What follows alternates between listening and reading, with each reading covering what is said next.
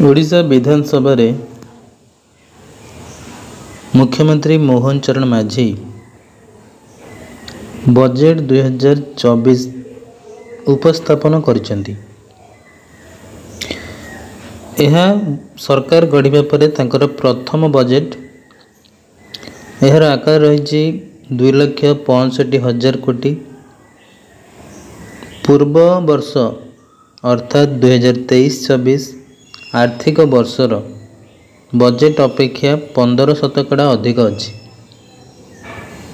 से पाखापाखि 2 घंटा 8 मिनिट नहीं यही बजेट को उपस्थापन करने। एथिरे किछि नुआ नुआ योजना मध्य सामिल रही। ता सहित पुराना योजनार नामकरण बदला जाइछि।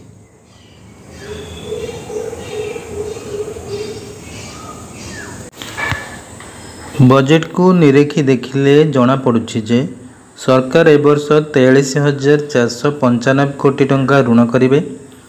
एथिरु 36% खोला बजार अणाजिबो।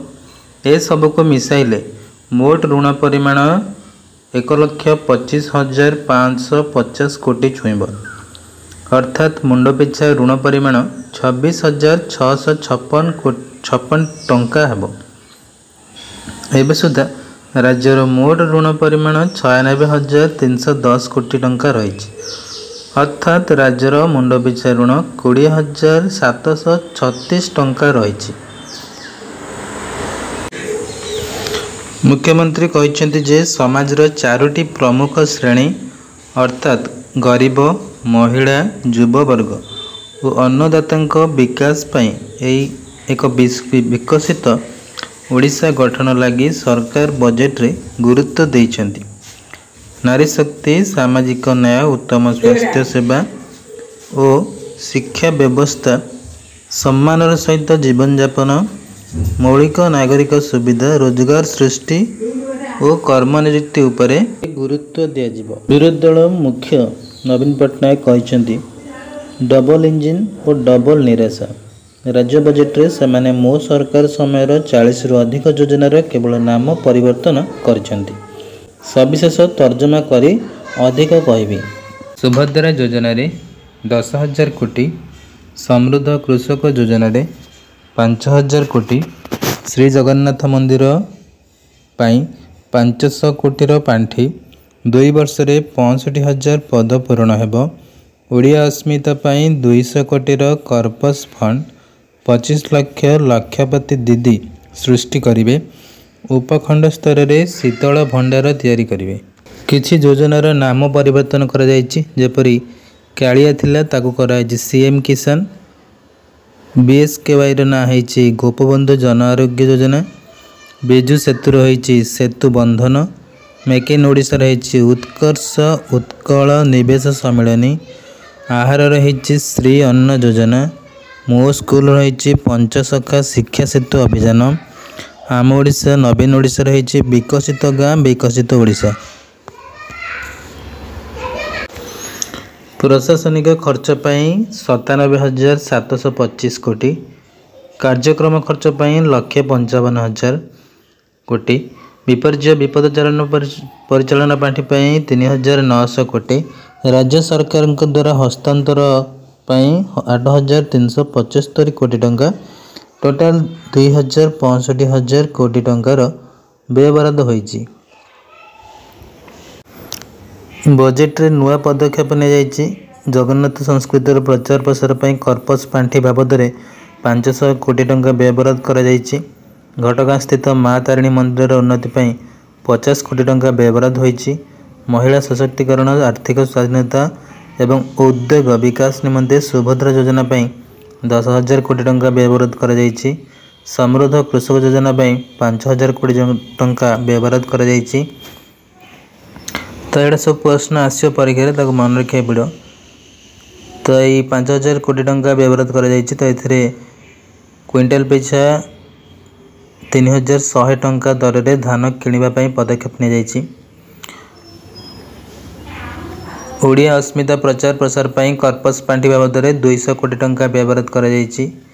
माधो सिंह हाथ खर्च योजना 156 कोटी टंका व्यवहार कराद्वारा अधारू स्कूल छाड़ुवा आदिवासी छात्र छात्री समस्या दूर कर पदक्षेप नि गोदावरी मिश्र आदर्श प्राथमिक विद्यालय 50 कोटी टंका व्यवहार कराधीन प्राथमिक विद्यालय स्तर में शिक्षार गुणात्मक मान वृद्धि पदक्षेप नि शिल्प सहरांचल श्रमिक हॉस्टल निर्माण दीनदयाल कर्मचारी निवास योजना अधीन 50 कोटी टंका प्रदान कर रूफटॉप सोलार प्रोजेक्ट प्रधानमंत्री सूर्यघर योजना अधीन राज्य सहायता 100 कोटी टंका आवंटन कर कर्कट रोगी सहायक मान धर्मशाला तथा अतिथि गृह निर्माण 18 कोटी टंका व्यवहार कर मेडिकल कॉलेज और हॉस्पिटल गुड़िक निमंते कर्पस पांठी बाबद 200 कोटी टंका व्यवहार कर शिशु कर्कट सुविधा प्रतिष्ठा करने 25 कोटी टंका व्यवहार कर